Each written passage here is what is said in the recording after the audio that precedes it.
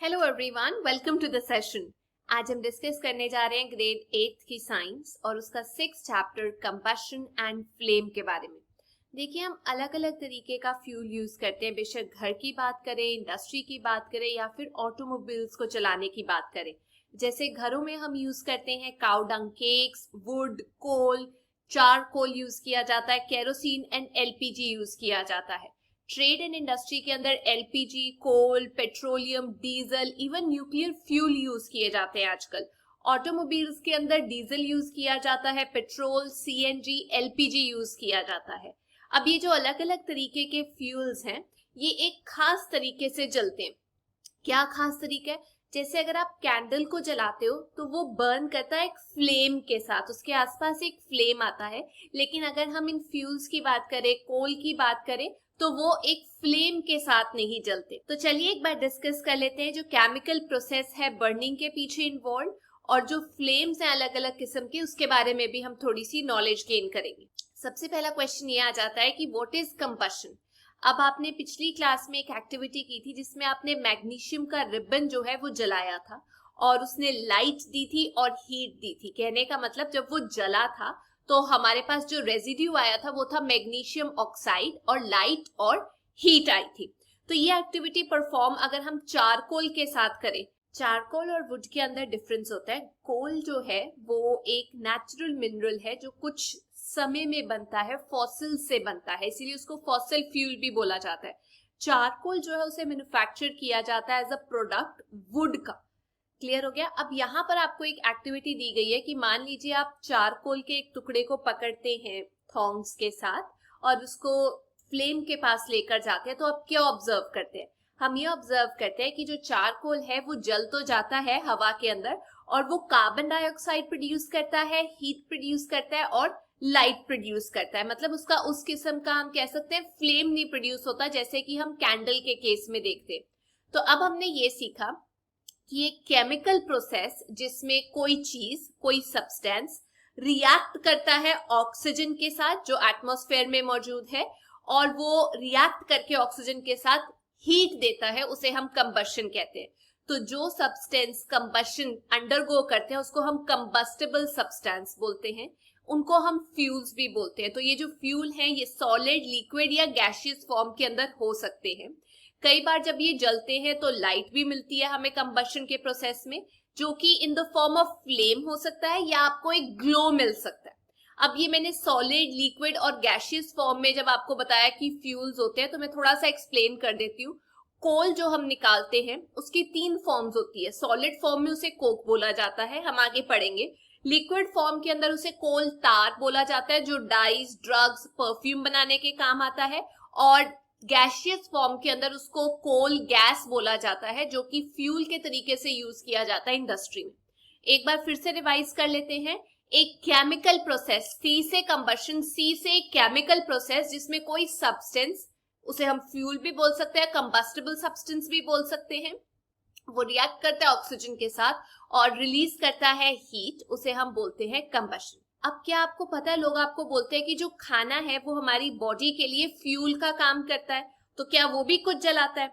Exactly कुछ ऐसा ही होता है। हमारी बॉडी के अंदर जो खाना है वो छोटे छोटे टुकड़ों में टूट जाता है जब हम सांस लेते हैं और ऑक्सीजन खाने तक पहुंचता है, और जब वो टूट जाता है तो एटीपी की फॉर्म में वो एनर्जी रिलीज करता है।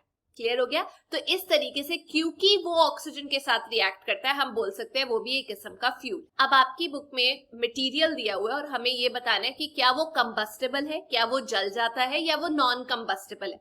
आप टेबल देख सकते हैं, वुड जो है वो कंबस्टेबल है, पेपर कंबस्टेबल है, iron nails non combustible, kerosene oil वो आग पकड़ लेता है, कंबस्टेबल होता है, स्टोन का piece non combustible, straw, charcoal, matchstick combustible होता है, ग्लास नॉन कंबस्टेबल होता है। तो अब अगर हमने इन्वेस्टिगेट कर लिया ये सारी चीजों को, तो हमें पता लग गया होगा कि कुछ चीजें जो है वो जलती हैं, कुछ आसानी से आग नहीं पकड़ती। एक एक्टिविटी दी आपकी बुक के अंदर जो मुझे बहुत इंटरेस्टिंग लगती है। उन्होंने कहा है 3 कैंडल्स ले लो और तीनों के ऊपर आपने इन्वर्ट करके एक जार रख देना है, ग्लास का जार, ताकि आप देख सको कि रिएक्शन क्या हो रहा है। पहले केस में जब आप इन्वर्ट करके उसके ऊपर जार रखोगे तो जार के जो एजेस है ना, उनको एक स्टैंड के ऊपर रखना जो कि वुडन स्टिक्स हो सकती है ताकि हवा ना नीचे से जा सके कैंडल के पास। तो आप ये देखोगे कि जो ऑक्सीजन है वो नीचे से पहुंच रही है कैंडल को, और जो कैंडल है वो आसानी से बर्न कर रही है। सेकंड केस में आपने क्या करना है, जो वुडन स्टिक्स थी आप उनको हटा दो, तो आप ये देखोगे कि जो कैंडल है वो थोड़ा फ्लिकर करती है और थोड़ा धुआं भी देती है। तीसरे केस के अंदर आपने क्या करना है, वो जो जार था उसको ऊपर से ढक दो, तो आप ये देखोगे कि ऑक्सीजन की सप्लाई तो आ ही नहीं रही, तो इसी वजह से जो कैंडल है वो अपने आप एकदम से बुझ जाएगी। तो हमने इससे ये सीखा है कि भाई तीनों केसेस में, ए केस में जो हवा है वो नीचे से आ रही थी, बी केस के अंदर जो हवा है वो एंटर नहीं हो रही थी, तो इसी वजह से फ्लिकरिंग और स्मोक दिखाई दी, जिसके बाद फाइनली जो कैंडल है वो बुझ जाती है। सी केस के अंदर जो फ्लेम है वो एकदम से बुझ जाता है क्योंकि हवा अवेलेबल ही नहीं है। अब इससे हम ये आइडेंटिफाई कर सकते हैं कि जलने के लिए डेफिनेटली किसी चीज को भी जलने के लिए ऑक्सीजन की जरूरत होती है। तो आप ये सोचोगे कि सन के पास भी क्या ऑक्सीजन होती है, क्योंकि वो तो अपनी खुद की लाइट और हीट प्रोड्यूस करता है। उसमें ना एक अलग रिएक्शन होता है, सन के अंदर होता है न्यूक्लियर फ्यूजन। दो एटम्स जो हैं ऐसे करके जब फ्यूज करते हैं, मिलते हैं, दो तरीके के न्यूक्लियर रिएक्शन होते हैं। न्यूक्लियर फिजन जब टूटता है कुछ, और फ्यूजन मतलब फ्यूज कर जाना। तो सन के अंदर फ्यूजन होता है और दो एटम्स जब मिलते हैं तो बहुत ज्यादा हीट और लाइट प्रोड्यूस करते हैं। ये जो रिएक्शन है ये आप सन के अंदर देख सकते हो। अब एक एक्टिविटी दी है, मान लीजिए आपको बोला है कि एक लकड़ी का टुकड़ा या चारकोल ले लो और उसे आयरन प्लेट या तवे के ऊपर रख दो, और उसके बाद उसे ढक दो किसी ग्लास जार के साथ, टम्बलर के साथ, बर्तन के साथ, या ट्रांसपेरेंट प्लास्टिक जार के साथ जो जल्दी से आग ना पकड़े। और उसके बाद आपने ये बताना है कि क्या होगा, क्या जो चारकोल है वो जलना बंद हो जाएगा। देखिए इस केस में ये होगा कि जो वुड है या जो चारकोल है वो जलना बंद हो जाएगा। क्यों? क्योंकि उसको आपने कवर कर दिया ना ग्लास जार के साथ। बर्निंग के लिए जरूरी होती है एयर, तो जब तक एयर अवेलेबल थी ग्लास जार के अंदर तब तक वुड या चारकोल जो भी आपने लिया था वो जल रहा था। जब वो एयर खत्म हो गई उसके बाद ऑटोमेटिकली वो जलना भी बंद हो गया। तो यही चीज आपने देखी होगी, जब किसी इंसान को आग लगती है तो हम जनरली उस इंसान को ब्लैंकेट में रैप कर देते हैं फायर को एक्सटिंग्विश करने के लिए। वो ब्लैंकेट में रैप इसलिए किया जाता है ताकि जो सप्लाई है एयर की, खास तौर पे ऑक्सीजन की, वो फायर को और बढ़ावा देती है। तो हम ब्लैंकेट रैप करके सप्लाई ऑफ एयर या ऑक्सीजन को रोक देते हैं, जिससे जो फायर है वो इमीडिएटली एक्सटिंग्विश हो जाती है। आपने अक्सर देखा होगा कि जब आप मैच स्टिक जलाते हो तभी वो जलती है। क्या मैच स्टिक अपने आप पड़ी पड़ी जल जाती है? नहीं, मैच स्टिक को रब करना पड़ता है ना किसी रफ सरफेस के आसपास, तभी वो जलती है। तो हम ये कह सकते हैं कि अपने आप पड़ी पड़ी वो जल नहीं सकती, उसको रब करना पड़ता है। क्या मैच स्टिक से आप पीस ऑफ पेपर जला सकते हो? आसानी से आग पकड़ लेगा। क्या उसी माचिस की तीली के साथ आप एक कोल को या वुड को जला सकते हो? नहीं, क्योंकि उसको जलाने के लिए थोड़ा टाइम लगता है, इतनी देर में आपकी माचिस बुझ जाएगी। अब ये क्यों मैं बता रही हूँ, इसके बारे में भी आपको नॉलेज दूंगी। पहले आप ये बताओ, कभी फॉरेस्ट फायर के बारे में आप लोगों ने सुना है कि किस तरीके से जंगल में खुद ब खुद आग लग जाती है? समर्स में होता है, जब बहुत ज्यादा गर्मी हो जाती है तो जो सूखा ग्रास होता है, घास होता है, वो आग पकड़ लेता है हीट की वजह से, और वो बहुत जल्दी फैल जाता है। कई बार पहाड़ों में भी ऐसी आग लगती है जो आपने देखा होगा, बहुत हानिकारक होती है, मतलब पूरे के पूरी जो फॉरेस्ट है वो जल जाती है। तो हम कुछ कारण डिस्कस कर सकते हैं जिसकी वजह से फॉरेस्ट फायर लगती है। सबसे पहला कारण जो है वो है एकदम से घास का जल जाना, क्योंकि बहुत ज्यादा गर्मी हो जाती है वो आग पकड़ लेता है। दूसरा, लाइटनिंग की वजह से जब बिजली कड़कती है और गिरती है। तीसरा, हम लोग हमारी एक्टिविटीज की वजह से, हम बीड़ी हो गया, सिगरेट हो गया, उसको ऐसे ही बिना बुझाए फेंक देते हैं और वो जल्दी आग कैच कर लेती है। तो प्लीज इन सब चीजों का ध्यान रखना। अब मैं आपको बताती हूँ कि मैंने आपको डिस्कस किया था क्योंकि पेपर जल जाता है माचिस के साथ और लकड़ी जल जाती है माचिस के साथ। देखिए, हर चीज को आग पकड़ने के लिए एक पर्टिकुलर टेम्परेचर चाहिए होता है। एक ही टेम्परेचर पे सारी चीजें आग नहीं पकड़ती। तो वो जो लोएस्ट टेम्परेचर होता है, जिसपे, लोएस्ट का मतलब बेयर मिनिमम जो टेम्परेचर होता है जिसपे कोई चीज आग पकड़ती है, उसे हम बोलते हैं इग्निशन टेम्परेचर। इग्नाइट कर देना मतलब आग लगा देना, तो एक नया इंग्लिश का वर्ड भी आपको समझ में आ गया होगा। तो इग्नाइट करने के लिए एक मिनिमम टेम्परेचर चाहिए, उसे हम इग्निशन टेम्परेचर बोलते हैं। अब समझ में आ गया कि जो माचिस है वो अपने आप पड़ी पड़ी उसको आग क्यों नहीं लगती रूम टेम्परेचर पे। वो तभी जलती है जब उसको ऐसे करके आप रब करते हो रफ सरफेस के आसपास। जो कंबस्टेबल चीज है वो अपने आप आग इसलिए नहीं पकड़ रही या जल इसलिए नहीं रही क्योंकि रूम टेम्परेचर पे उसका जो इग्निशन टेम्परेचर है वहां तक वो पहुंची नहीं, अभी उससे नीचे की रेंज में है। अगर इग्निशन टेम्परेचर या उससे ऊपर पहुंच जाता है तो डेफिनेटली वो आग पकड़ लेगा। आप समझ में आ गया कि जब आप कुकिंग करते हो तो फायर कब कैच करता है कुकिंग पैन के अंदर जो ऑयल होता है। ज्यादा देर तक अगर आप स्टोव को चला के रखते हो तो जो उसके अंदर ऑयल होता है वो उसके इग्निशन टेम्परेचर तक पहुंच जाता है और फिर उसके बाद खास तौर पे केरोसिन की बात की जाए तो उसको आग लग जाती है। तो बी केयरफुल कि किस तरीके से आप किचन में काम कर रहे हैं।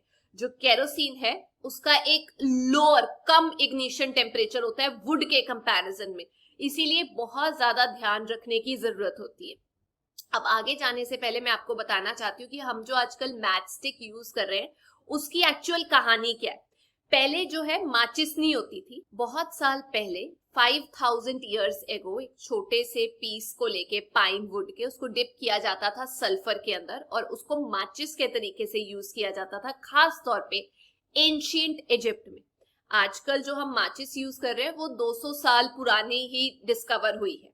अब माचिस के अंदर क्या चीजें होती हैं और क्या पहले थी एक बार डिस्कस करते हैं क्योंकि इंपॉर्टेंट चीज है। जो माचिस है जो ऊपर वाला हिस्सा होता है ब्राउन कलर का वो एक मिक्सचर होता है एंटीमनी ट्राइसल्फाइड का, पोटेशियम क्लोरेट होता है उसके अंदर और व्हाइट फॉस्फोरस होता है और कुछ ग्लू डाल दी जाती है, स्टार्च डाल दिया जाता है और उसके बाद उसे छोटे से लकड़ी के डंडे के ऊपर लगा दिया जाता है। उसके बाद जब आप उसे रफ सरफेस पे इस तरीके से घिसटते हैं तो ऑटोमेटिकली जो व्हाइट फॉस्फोरस होता है वो इग्नाइट हो जाता है, उसे आग लग जाती है क्योंकि जब आप ऐसे करके रब करते हैं तो फ्रिक्शन की वजह से थोड़ी हीट पैदा होती है। वो हीट इनफ होती है व्हाइट फॉस्फोरस को आग लगाने के लिए। अब ये जो कंबशन प्रोसेस है ये स्टार्ट हो गया मैच स्टिक के अंदर। अब आप ये सोचिए कि जो व्हाइट फॉस्फोरस है वो बहुत ज्यादा डेंजरस होता है। जो लोग माचिस बनाते हैं उसकी मैन्युफैक्चरिंग करते हैं या उसको यूज करते हैं, तो आजकल हम ये कह रहे हैं कि सेफ्टी नॉर्म्स को फॉलो करते हुए देखो हम एंटीमनी ट्राइसल्फाइड यूज करेंगे, पोटेशियम क्लोरेट यूज करेंगे और जो रबिंग सरफेस है जो माचिस के डब्बे के साइड पे होता है उसके अंदर हम थोड़ा सा रेड फॉस्फोरस डाल देते हैं जो व्हाइट फॉस्फोरस से कम खतरनाक होता है और थोड़ा सा उसके अंदर पाउडर्ड ग्लास भी होता है। तो दो चीजें होती है सरफेस बनाने के लिए, पाउडर्ड ग्लास और थोड़ा सा रेड फॉस्फेट होता है। जब माचिस को आप रबिंग सरफेस पे इस तरीके से रब करते हो तो कुछ जो रेड फॉस्फोरस होता है वो व्हाइट फॉस्फोरस में कन्वर्ट हो जाता है और इमीडिएटली रिएक्ट कर जाता है पोटेशियम क्लोरेट के साथ जो मैच स्टिक में मौजूद होती है, जिसकी वजह से इनफ हीट प्रोड्यूस हो जाती है इग्नाइट आग लगाने के लिए एंटीमनी ट्राइसल्फाइड को और कंबशन रिएक्शन जो है वो स्टार्ट हो जाता है। अब क्लियर हो गया। बस इतना याद रखना कि पहले व्हाइट फॉस्फोरस यूज किया जाता था, आजकल रेड फॉस्फोरस यूज किया जाता है, वो भी रफ सरफेस के ऊपर। अब आपकी बुक में एक और एक्सपेरिमेंट दिया है, उसमें ये बोला है कि आप 2 पेपर कप्स बनाइए एक शीट को फोल्ड करके और मान लीजिए वो 100 ml के पेपर कप्स बनाए हैं तो उसके अंदर एक के अंदर आप 50 ml पानी डाल दीजिए और उन दोनों को, एक जो खाली है और एक जिसके अंदर पानी है, आग के ऊपर रख दीजिए। जो आग है वो कैंडल भी हो सकती है। अब आप क्या ऑब्जर्व करते हो? हम ये ऑब्जर्व करते हैं कि जो पेपर कप है जिसके अंदर पानी था वो जलता नहीं है, पर जो दूसरा वाला कप था जो खाली था वो जल्दी कैच कर लेता है फायर। इसमें होता क्या है, देखो जो खाली कप था वो इजीली कैच कर लेता है फायर, लेकिन जिसके अंदर पानी था वो क्या करता है, पानी ना इग्निशन टेम्परेचर तक पहुंचने ही नहीं देता उस कप को, फटाफट उसे कम कर देता है क्योंकि उसके अंदर एक और चीज है, पानी खुद कंट्रोल करता है कप के इग्निशन टेम्परेचर को, इसीलिए वो जो दूसरा कप है वो नहीं जल पाता। अब क्लियर हुआ कौन सा जल जाता है कौन सा नहीं इजीली जलता। तो हम ये कह सकते हैं कि जो पानी है बेशक वो बॉयल होना शुरू हो जाए लेकिन कप नहीं जल पाता। अब इससे हम ये समझ सकते हैं कि जो हीट दी जा रही है पेपर कप को वो ट्रांसफर हो रही है पानी के अंदर। जब कोई चीजें डायरेक्ट कांटेक्ट में होती हैं और उनमें ट्रांसफर होती है हीट, वो होती है बाय कंडक्शन, कंडक्ट कर रहे हैं क्योंकि वो टच कर रहे हैं एक दूसरे को। तो पानी जो है वो टेम्परेचर को कम कर देता है पेपर के, और पानी की प्रेजेंस में वो जो इग्निशन टेम्परेचर है, बेयर मिनिमम टेम्परेचर है हीट करने का, पेपर को जलाने का, वो नहीं रीच हो पाता, इसलिए वो जलता नहीं है। तो इससे हम ये देखते हैं कि जो चीजें इजीली कैच कर लेती हैं फायर और जिनका लो इग्निशन टेम्परेचर होता है, वो बर्न करती हैं फ्लेम के साथ, उसे हम इनफ्लेमेबल सब्सटेंस बोलते हैं। इनफ्लेमेबल सब्सटेंस जो इजीली कैच कर लेते हैं आग, जैसे अल्कोहल हो गया, एलपीजी हो गया, पेट्रोल हो गया। इसके अलावा आपकी बुक में ये पूछा गया है कि क्या आप कोई और इनफ्लेमेबल सब्सटेंसेस की लिस्ट दे सकते हो। जी हाँ, पेंट थिनर्स होते हैं इनफ्लेमेबल, जो जल्दी कैच कर लेते हैं आग। फायरवर्क हो गए, पटाखे हो गए, बेंजीन हो गया, प्रोपेन हो गया, जिंक पाउडर हो गया, पेट्रोल हो गया, केरोसिन हो गया, मैग्नीशियम हो गया, ब्यूटेन हो गया, ये सारे जल्दी कैच कर लेते हैं फायर को। अब आप ये सोच रहे होगे कि ठीक है, ये तो हो गया इनफ्लेमेबल सब्सटेंसेस जो कैच कर लेते हैं, तो आखिरकार हम फायर को कैसे कंट्रोल कर सकते हैं। पहले मैं आपको बता दूं, हमारे एरिया में फायर ब्रिगेड का नंबर है 101। आप जरूर मेक श्योर करिए कि आपको पता हो कि आपके एरिया के अंदर फायर ब्रिगेड का कौन सा नंबर है। अब कई बार घरों में, दुकानों में आग लग जाती है, बहुत कॉमन फिनोमिना है, तो डेफिनेटली फायर ब्रिगेड को बुलाया जाता है, आप कॉल करते हैं, उसके लिए नंबर का होना बहुत जरूरी है, ये नंबर पता होने चाहिए। अब फायर ब्रिगेड जब आती है तो वो क्या करती है, आग को बुझाने के लिए पानी डालती है। पानी जो है वो उस कंबशन मटेरियल को, जो जल रहा है, उसके टेम्परेचर को नीचे लेकर आता है, बिलो इग्निशन टेम्परेचर, जो हमने डिस्कस किया पानी के केस में, उस कप के केस में। तो जब वो पानी जो छिड़का जाता है वो कंबशन मटेरियल के इग्निशन टेम्परेचर को नीचे लेकर आता है, जितनी जरूरत है उसको जलने के लिए उससे कम कर देता है। इससे जो फायर है वो और ज्यादा स्प्रेड नहीं करती, जो वाटर वेपर है वो भी सराउंड कर देते हैं कंबस्टेबल मटेरियल को, जिसकी वजह से ऑक्सीजन का जो सप्लाई है वो भी कहीं ना कहीं रुक जाता है, और इस वजह से फायर जो है वो एक्सटिंग्विश हो जाती है। अब आपने सीख लिया कि कौन कौन सी एसेंशियल चीजें हैं जो चाहिए होती हैं फायर को बुझाने के लिए। सबसे पहला, फायर ब्रिगेड को बुला लो, अगर इंसान को लग रही है ब्लैंकेट दे दो, या फिर मिट्टी गेर दी जाती है ताकि सप्लाई रोक दिया जाए, काट दिया जाए। अब ये तो हो गए बेसिक स्टेप्स, पर हमने जो सीखा है 3 एसेंशियल रिक्वायरमेंट्स क्या है प्रोड्यूस करने के लिए फायर को। सबसे पहले कंबस्टेबल मटेरियल चाहिए जिसे हम फ्यूल बोलते हैं, दूसरा एयर चाहिए जो ऑक्सीजन की सप्लाई कर सके, तीसरा हीट चाहिए ताकि जो टेम्परेचर है वो रेज हो जाए फ्यूल का, मतलब वो चला जाए, एक्सीड कर जाए उसके इग्निशन टेम्परेचर को। फायर को आप कंट्रोल कर सकते हो इनमें से एक चीज को कम करके, एक चीज को विड्रॉ करके। तो जो जॉब होती है फायर एक्सटिंग्विशर की वो यही होती है कि भाई हम एयर की जो सप्लाई है उसे काट देते हैं, टेम्परेचर जो है फ्यूल का उसको नीचे ले आते हैं इग्निशन टेम्परेचर से, या दोनों चीजें कर देते हैं, टेम्परेचर भी नीचे ले आते हैं और साथ ही साथ एयर की सप्लाई भी कम कर देते हैं। अब इस केस में जो फ्यूल है, जब आग लगती है वो खुद वो बिल्डिंग होती है ना, तो किसी केस में ऐसा हो सकता है कि जो फ्यूल है जिसको आग लग रही है बेसिकली, आप उसको एलिमिनेट नहीं कर सकते। तीन ही चीजें है ना, फ्यूल, एयर और हीट। आप फ्यूल को अगर नहीं कंट्रोल कर सकते तो डेफिनेटली एयर और हीट को कंट्रोल कर लो, और वही इस केस में हम लोगों ने किया है।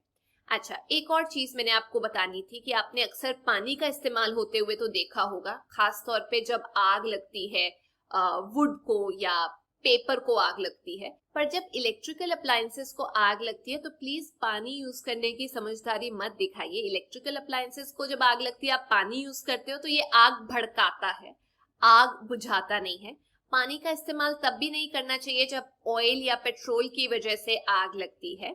ये केस बहुत जरूरी है आपके लिए समझना।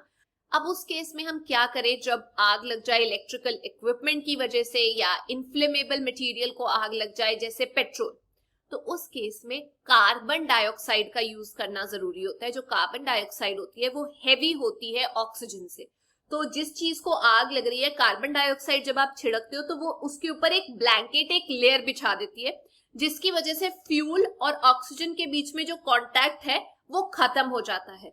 तो एडवांटेज ये है कार्बन डाइऑक्साइड को यूज करने का कि ये इलेक्ट्रिकल इक्विपमेंट को हार्म नहीं पहुंचाता। तो अब याद रखना कि कार्बन डाइऑक्साइड यूज करनी है जब बिजली के किसी इश्यू की वजह से आग लग जाती है। अब आखिरकार ये कार्बन डाइऑक्साइड मिले कहाँ से? अब क्वेश्चन ये आ जाता है कि कार्बन डाइऑक्साइड को कैसे स्टोर किया जाए, कहाँ से मिले? कार्बन डाइऑक्साइड को स्टोर किया जाता है हाई प्रेशर के अंदर एज लिक्विड सिलेंडर्स के अंदर स्टोर किया जाता है। आपने देखा होगा कॉरिडोर्स में। तो जो एलपीजी है वो भी आपको पता है सिलेंडर्स के अंदर स्टोर किया जाता है, लेकिन वो गैस की फॉर्म में होता है। जब आप सिलेंडर से रिलीज करते हो कार्बन डाइऑक्साइड को तो वो ऑटोमेटिकली एक ब्लैंकेट बिछा देता है और जो फायर है वो ऑटोमेटिकली एक्सटिंग्विश हो जाती है, क्योंकि जो फ्यूल का टेम्परेचर है वो कम हो जाएगा।